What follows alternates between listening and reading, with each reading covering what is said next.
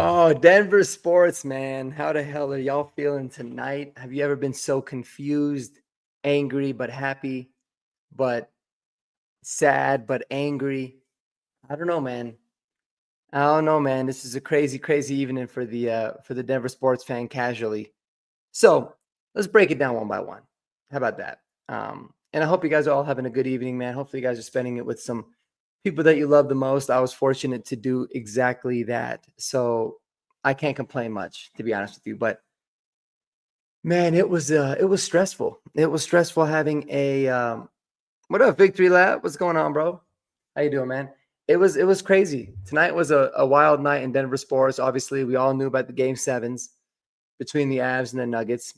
I felt the most optimistic about the Avs the entire evening, and they end up shattering my heart after I was elated with the Nuggets. So let's start this one by one. Let's go one at a time, and let's not let's not skip a beat here. So the Nuggets balled, man. Unbelievable game. The by far and away the best game that they had played the entire series. Something that was truly spectacular, if you ask me. I loved everything about it. 120 to 101 win. It wasn't even honestly that close. Unbelievable team effort. And what I was so impressed with about the Nuggets overall was just their ability to play incredible defense, man. Consistently, they stuck with it. I thought maybe, with all the things that they went through with having an interim coach, obviously the Clippers are a very, experienced team, right? Starting with Tyronn Lue, their head coach, starting with, Kawhi Leonard and the MVP kind of style player that he is, and James Harden. I really thought, man, this is going to be tough. I mean, I was really happy that we were at home because I feel like NBA advantage is very different than really any other sport. So I was super thrilled about that. But I mean, dude, look at this. Look how unbelievably impressive this is. I mean, the five starters, all in double figures. 22 for Aaron Gordon. He was just his balling self. 15 points for Michael Porter Jr., gutting it out. 16 points for Nikola Jokic. 10 rebounds, 8 assists. Jamal Murray, 16 points, and Christian Brown, the man, the myth, the legend himself, one of my favorite players on the Nuggets, with 21. And then a Russell Westbrook with a huge 16 points off the bench, and Peyton Watson with a huge 9 points off the bench. And really what I want to highlight first with these guys, man, is Christian Brown and Peyton Watson, because both these dudes came in, and early in the game specifically, they were just balling, man. They were playing amazing defense. They were doing their thing.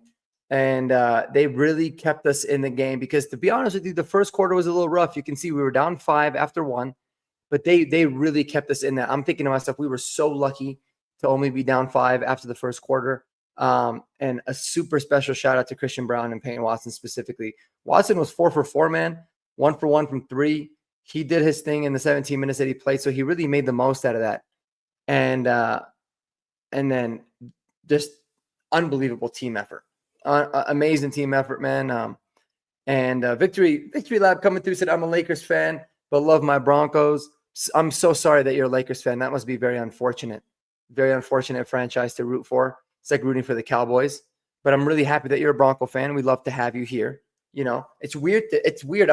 You're probably the only person that I know that is a Broncos and a Lakers fan. So congrats on that, I guess, man. But I appreciate you. And just like Endoplasmic says here, Westbrook's energy is crucial. Dude, I tried to tell y'all in the beginning of the season, before the season even started, Russell Westbrook was going to be a positive addition to the Denver Nuggets. Why is that? And I was like, he's going to be able to replace Bruce Brown, and he's the true, good player. And a lot of people were like, no, he can't. KCP was gone, and he can't, blah, blah, blah. I didn't care about that because I knew what Russell Westbrook brought was this energy about him, was this dog mentality, this toughness, this grit. He's one of the players that you hate it when your team plays against him, but you would love to have him on your team. Kind of like Draymond Green in a way. Now, with Russ, you're going to have to go through, the Westbrook sweepstakes. He's kind of like the stock market's been for the last couple of years, right? He's going to be up, or last couple of months. It's going to be up He's going to be super down, and his lows are going to be nasty. They're going to be ugly, but his highs are going to be great. And he's just been so much better for us, man. He's brought really good energy, his defensive intensity.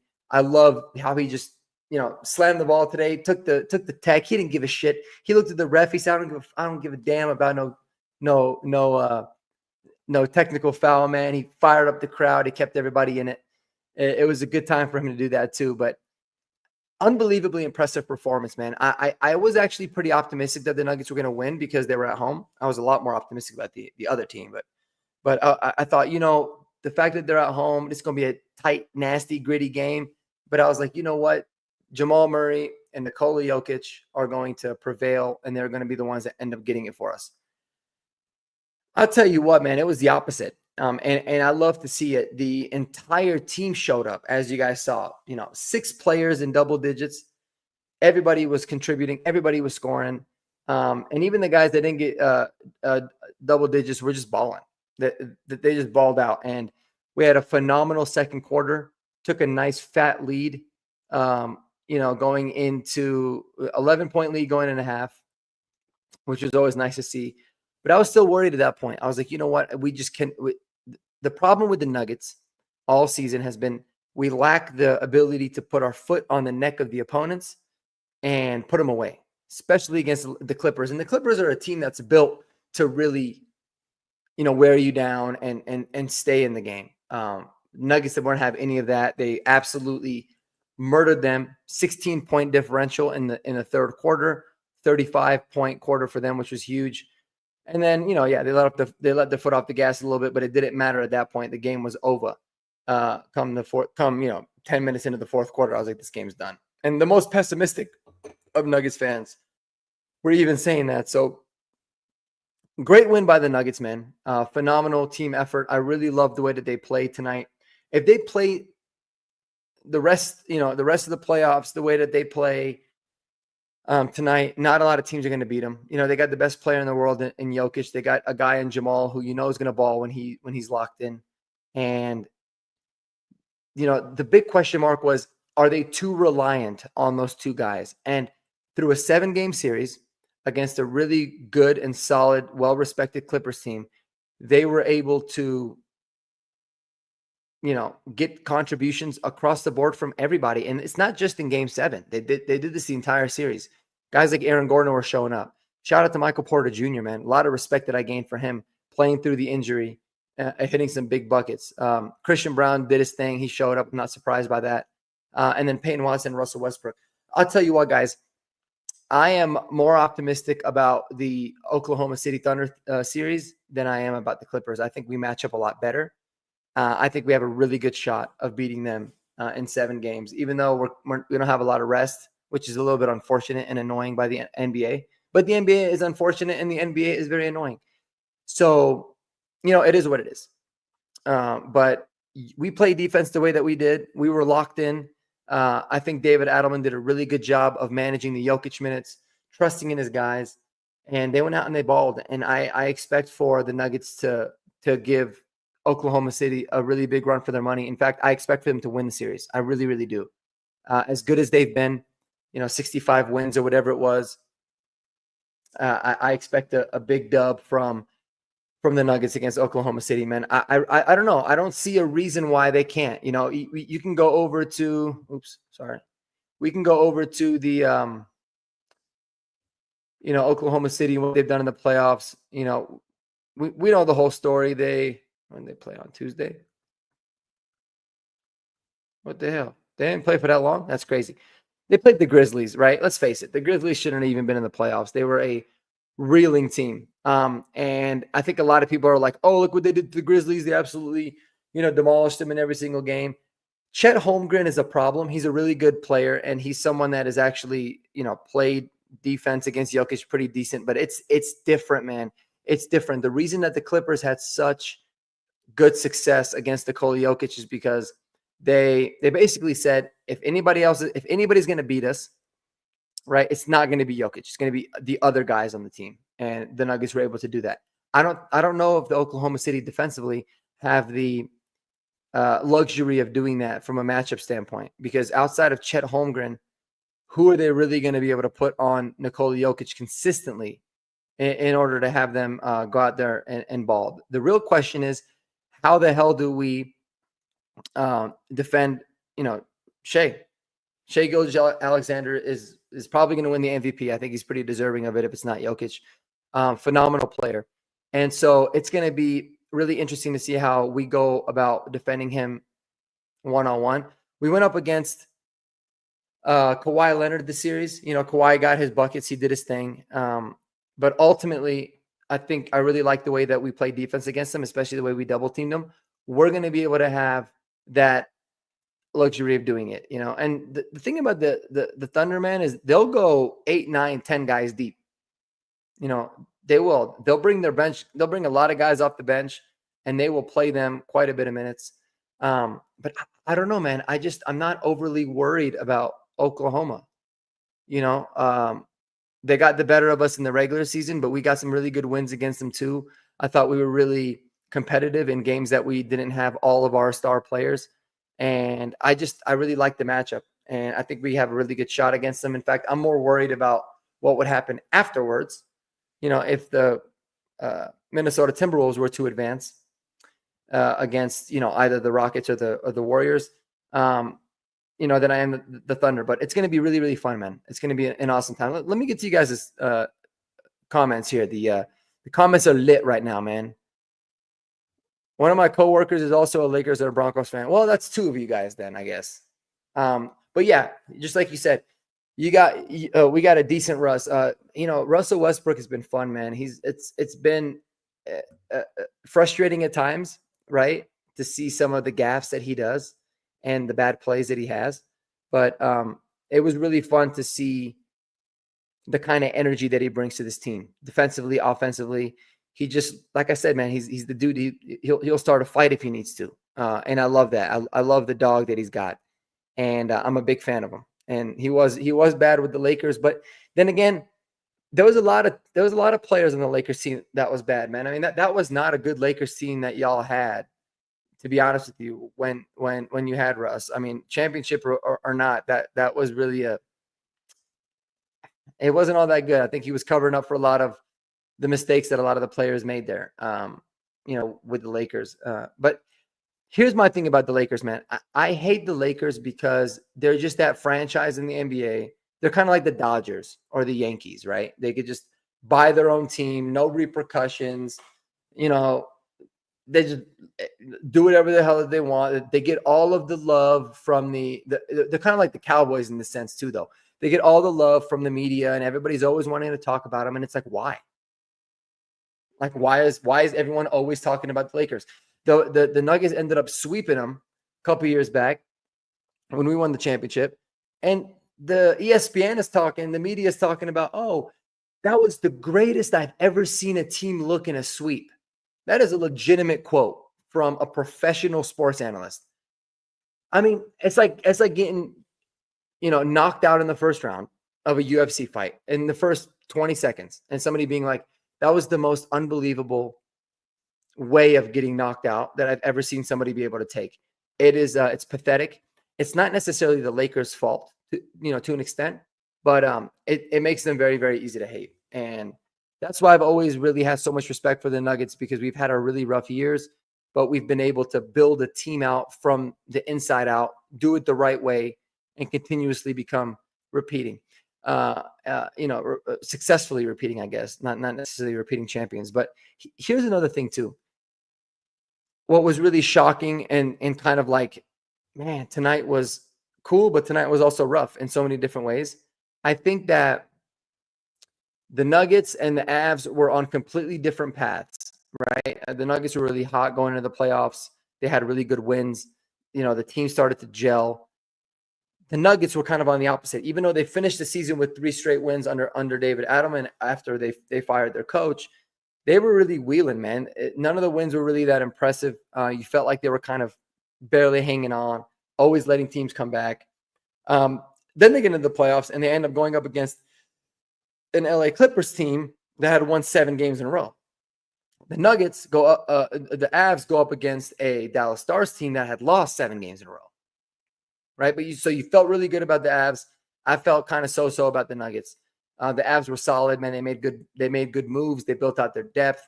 The culture and everything seemed to be good. They got their captain back in Gabriel Landeskog. Like, all this good thing was happening. Meanwhile, the Nuggets, you heard about the toxic, culture that they had. They fired their head coach. They had an interim guy. I mean, completely opposite ends of the spectrum, even though they were both in the playoffs. The only similarities was they were both going up against teams that were really tough matchups, guys that grind you out, teams that that make things messy and tough and gross in the Clippers and in the Stars. And crazy enough, the Nuggets are the ones that not only escape, but smash their opponent in Game 7. And the Nuggets, meanwhile, on the same night, the Avalanche, meanwhile, on the same night, choke away a 2-0 lead in the third period, which completely put a damper on the entire rest of the night. I just could not believe. I was genuinely in shock, even though I was telling everybody at the party that I was at, I was like, guys, a 2-0 lead against the Stars is nothing. All it takes for them to score one goal, and then the Nuggets make a stupid-ass penalty, and the game's tied. And little do you know, brother, the Stars scored, the Avs make an incredibly stupid penalty, and Dallas ties it up, and then they ultimately take the lead in regulation, in the worst possible nightmare scenario fashion that you can think of. Not just because we choked the game away, but because it was Mikko Rantanen that ended up being the guy that absolutely smashed us. And it's as great as it was for the Nuggets. I think the way in which the Avs lost was literally the worst case scenario. I mean, it could not have gotten any worse than that. Like, if somebody told me, "Hey, man, the Avs lose 5-1, they look terrible," they just couldn't get over the hump, and the Stars kind of dominated and blah blah blah. Or even if he said they were going to give it up, they were going to give up a 2-goal third period lead, I would have been like, "Man, that's fucking brutal," but that's kind of the way the Avs have been all year. But to do it in that fashion, and to have Mikko Rantanen be the guy that gets the winner and gets the goal that ties the game, and then gets the empty netter, it's crazy, bro. That is crazy. That was crazy to me. Yeah, it was rough. So as a Denver sports fan, man, I'm a little confused right now on how I feel. It was a little bit tough, but happy for the Nuggets. So happy that we still got them to play. Everybody's all, intimidated by the Oklahoma City Thunder and the 68 wins, and they had a really great season. But I'll tell you what, man, I like our chances a lot. But what's really frustrating is that if the Avs were to be able to get past the Stars, who are a tough, unbelievably annoying team, unbelievably lucky team, my God, I wouldn't be surprised if the Stars won the Cup, because I think that they're very good to be able to do that. But I also wouldn't be surprised if, whether they played Winnipeg or the St. Louis Blues, if they end up getting swept, because they are the luckiest NHL franchise as well. And when you're really good and you're very lucky, good things are going to happen to you, man. And that's exactly what happened. But I'm not going to sit there and make any kind of excuses. The Avalanche problem, and it was a problem for a lot of the season, just like the Nuggets for this playoffs, was they have an inability to put teams away. There was a lot of games that they ended up winning where they were getting kind of beat, like 3-0. There was a game that they were down 5-0 or something like that, and they came back and they ended up winning. Right? They're the comeback kings, but they do not put teams away. And that consistently killed them. And I was a little bit surprised by that. But I'm confident in the Avs coming back strong. And the fact that it was Mikko Rantanen, of all the people on the Stars, it was Mikko that ended up having a dominant Game 5, Game 6, and Game 7 against you really hurts. It really, really hurts. Does it make the Mikko trade look bad? I mean, obviously it does, right? Do I still think that it was the right move? Yeah. I think it was one of those where player and team learned a lesson, right? I mean, the team, to their credit, by all reports, made Mikko a very competitive offer, an offer that was higher than what he ultimately ended up signing with Dallas. He said no. He thought his, worth was going to be a little bit higher. He gets traded to Carolina, which is another thing about this trade that's really important, is that we were like, get him into the East, right? We didn't want him to be in the West. I think if Dallas was the team that we were negotiating with at first, we never would have made the trade. But we ended up trading him to Carolina. He doesn't do anything in Carolina. He looks terrible. Carolina just starts to falter. And he's like, I want to get out of here. He gets traded again, ultimately to Dallas, which is crazy. Then when he gets to Dallas, he signs a contract worth over $100 million. And it ends up being less on a per year basis than what the Avalanche were offering him. So it was kind of an unavoidable situation. I understand where the Avs were coming from in a sense of they felt like a deal couldn't be made. So they got rid of him for as much as they possibly could have. I still think they got a really good return, but it was just ridiculous. I mean, ridiculous that they ended up getting just shafted the way that they did, man. It was heartbreaking. It was heartbreaking. So I want to know what you guys think, man. I'm really in a pickle because I love Denver sports. Y'all know this. Nobody will ever come close and supersede or even get near the level of how I feel about the Broncos, right? But then the Avs and the Nuggets have always been here. I've always been a little bit more of an Avalanche fan. I ain't gonna lie, just because I don't like the NBA. And I grew up in the Chris Drury and Forsberg and Joe Sakic, dominant days. Alex Tanguay, right? Patrick Waugh, when we were winning cups. So the Avs are always going to have a little bit of an advantage in that sense. So that's why that one really hurt me. And in the way that they gave up the lead 2-0 with like 10 minutes left. You're thinking, all right, worst case scenario. Worst case, I'm thinking, I have Dallas scores. We can hold them off. They pull an empty netter. We'll have a chance at least getting an empty netter, which I like the idea of. And if they somehow scored and tied the game, at least we got overtime. It didn't need no overtime, man. And I think that's what kills me. Kodiak, I got you, my guy. I will send you over the link right now. I ain't going to be on for too long, but I will certainly get this sent over to you. You can hop on and kind of let me know how the hell you feel, brother. But yeah, man, this was rough. This was rough. Let me get this over to my guy, Kodiak. Oops, let me do this real quick. Do this. All right, Kodiak, check the Discord, brother. It should be there.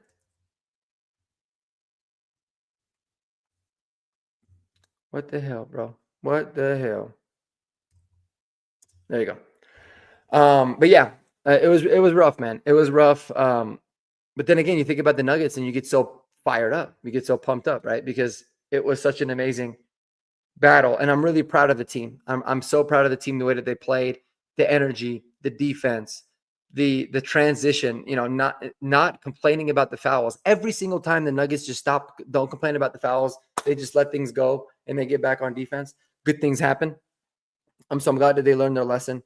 And it begs the question, man, like, has David Adelman done here's another part where the Avs and the Nuggets are kind of so opposite in terms of like everything was so different going into the playoffs. And then now that the playoffs are done for the Avs, everything's so different too, right? Because you're thinking, do you fire Jared Bednar? Do you need to have a change there? A lot of people think yes, right? And then on the flip side, it's like we already fired our coach for the Nuggets. Now, do you look at David Adelman as being the consistent guy that you that you end up, rolling with in the future? And it's tough because I don't know. I don't know. I don't know if David Adelman's done enough to warrant getting the job automatically, but I think he should certainly be very much considered for it. But if he ends up getting past OKC, like if this Nuggets team beats the Oklahoma City Thunder, like I truly believe that they can, just because it's such a matchup sport at the end of the day, and you have 7 games. It's different than if you have just one. Then I think he gets past Oklahoma City Thunder. He gets to the Western Conference Finals. It's a wrap. You gotta have David Adelman. But I'll tell you what I've liked about David Adelman so far. One thing I've really liked is the messaging that he sends post game. After Game 6, he had a message straight for the referees. I loved it. He said, the refs are going to let the players They're going to let Nikola Jokic, the best player in the league, they're going to let him get hacked and fouled and beat up and not get any calls. He's like, all right, we're going to bring that same energy, and we're going to expect that you guys are not going to call the same shit. And it worked. And I loved that answer. I thought it was such a good answer for the team, just to be like, I got y'all's back. I do like the way that he's been managing the rosters and the minutes. I feel like he's learned a lot of his lessons really good. So that's awesome. Welcome the man, the myth, the legend himself, man. Kodiak. What up, bro? How you feeling, bro? Are you in a pickle like I am? No. Because obviously, I like the Nuggets. Obviously, I like the Nuggets, but I love the Avs. Oh yeah, I forgot you're a Magic fan, right? Yeah. The Magic are my favorite team. I'll still cheer for the Nuggets, of course. Of course, I will. You have to, as somebody who's been born and raised in Denver like me. But oh my God, the Broncos are my favorite sports team, but the Avs over the past 6 years, besides the Cup year, they've just found ways to make me irrationally angry at certain points, and this is just there's just nothing else to say other than historic joke, historic collapse. That's it. That's all you can say. It's crazy, man. I mean, what do you think is the reason that happens? I mean, you could look at there's just a number of things. You could look at the fact that, the Avs core doesn't have that dog in them, unless they have a historically great roster like they did 3 years ago. Probably the best roster ever assembled in the cap era. You could look at Jared Bednar, the ability to not keep his players motivated, the ability to not make adjustments against Pete DeBoer, now 0-4 against him in playoff series over the past 6 years. You could look at the power play. Oh my goodness. 3 for 22 this series. You had power plays to end games 2 and 3. You could have put a dagger in Dallas right there. They haven't that was the one thing they lacked, man. They just could not put the fucking nail in the coffin.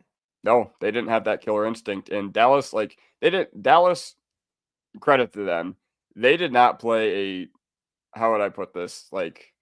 Overwhelming brand of hockey 5-on-5. It just felt like every Avs Dallas series over the past few years, which has been the Avs make a mistake and Dallas immediately capitalizes, and it's in the back of our net. And I didn't feel like it went any different this series.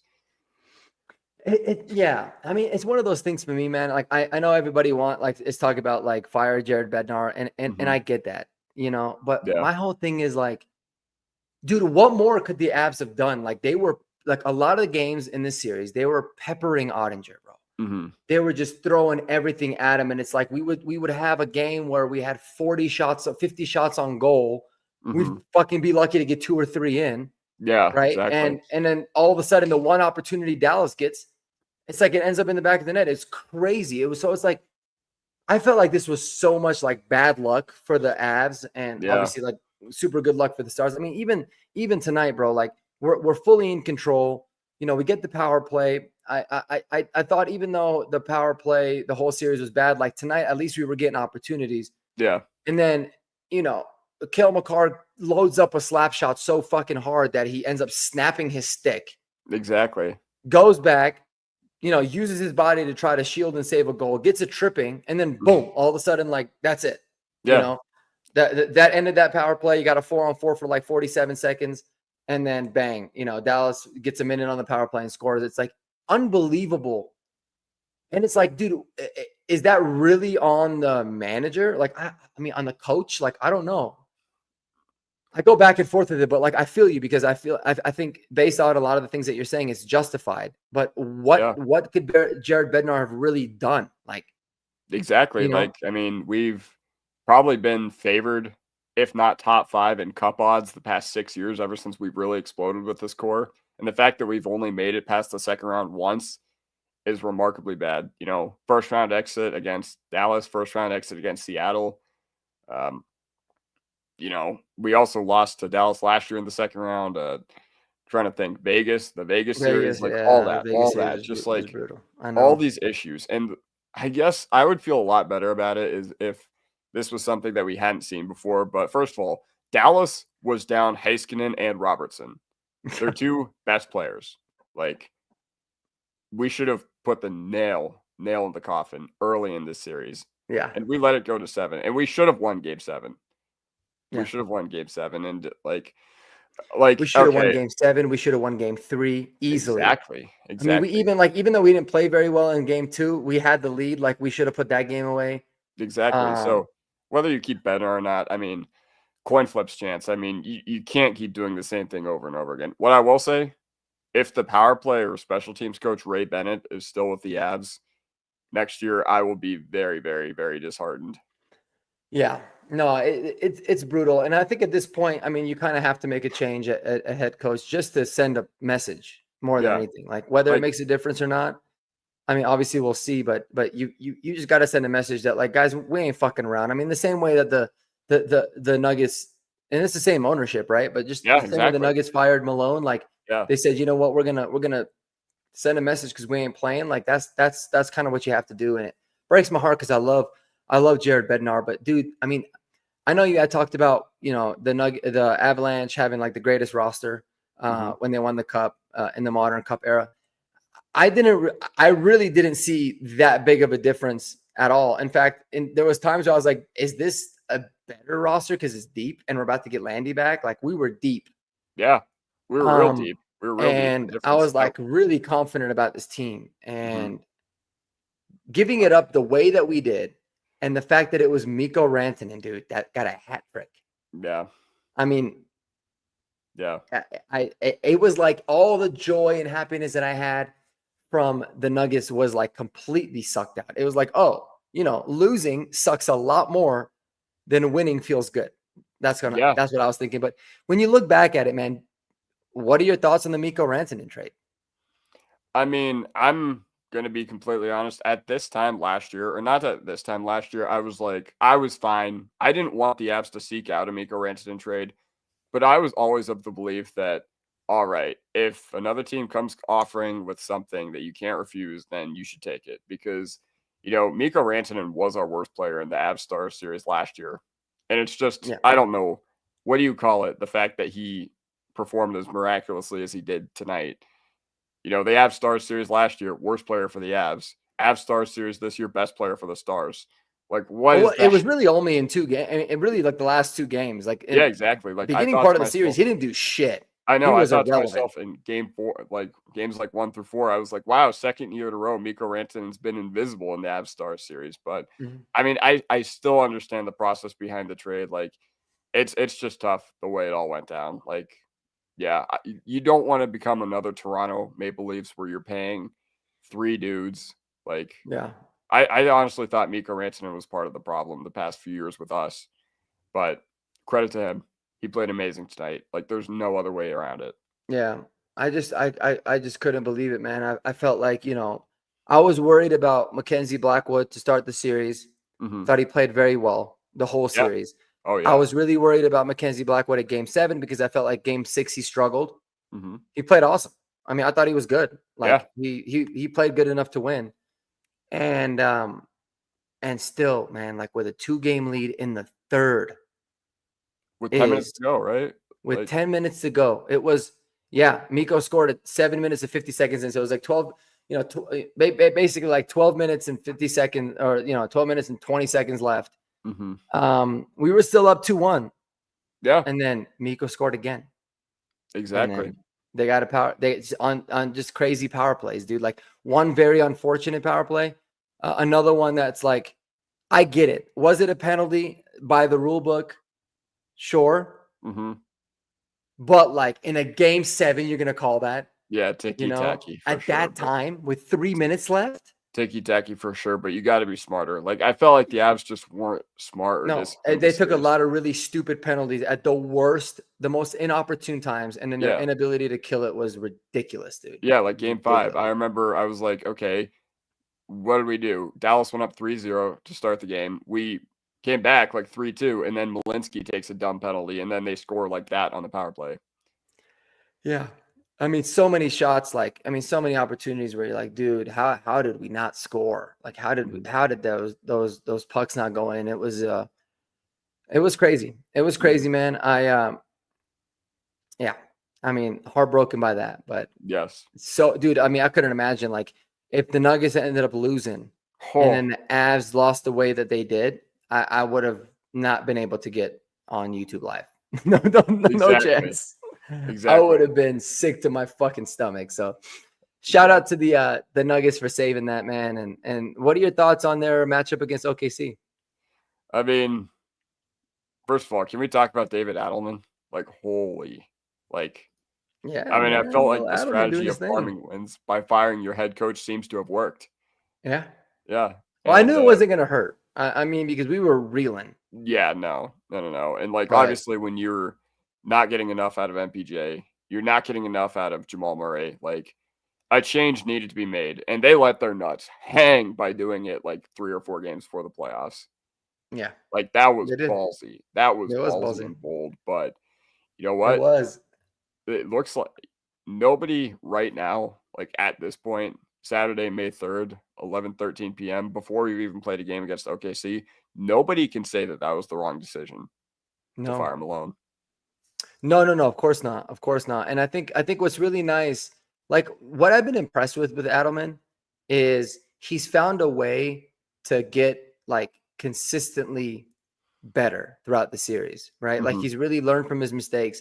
He's hasn't been afraid to try different things, to challenge the certain guys to really step up. I mean, the fact that we just beat the Clippers, who are a really good team, like despite what anybody wants to say, like very tough, Yeah. like very much like the Dallas Stars of the NBA, in my opinion. Yeah. They make winning difficult. Mhm. Um, we were able to get the win, and Nikola Jokic really didn't play well the entire series, the full 7 games. No. And so to No. be able to not only take the series to 7, right, but to be in a game 7 in his like first opportunity being head coach, and then dominate the way that he did. I mean, yeah, kudos to him, man. He's definitely figured something out in a sense of, like the non-Jokic minutes. Like the non-Jokic minutes have been so much better since Adelman's taken over. Like whether he's doing something or not, he's obviously figuring out the matchups and challenging these guys to be able to perform the right way, because they've been really solid, and consistently I've seen Brown contributing to scoring a lot more. Mhm. MPJ's bought in and doing his thing, which is a shocker to me. I think I've gained a lot of respect for him in this series for sure. But then other guys, Aaron Gordon stepping up and all that, and even in the games where you end up giving away a 20-point lead in the second, Yeah. in the fourth quarter, just to barely end up squeaking by with a win. They end up suffering a tough loss, and then they rebound. They always seem to rebound really well, which was great. Like both actually rebounding and rebounding from losses. So Mhm. yeah, man. David, do you think he's done enough to earn the head coaching job? I mean, he definitely should be the front runner. Yeah. But do you think it's enough to be like, it's a wrap, just roll with David Adelman? Or do you think I they should mean, still do a full search? it depends on what's out there.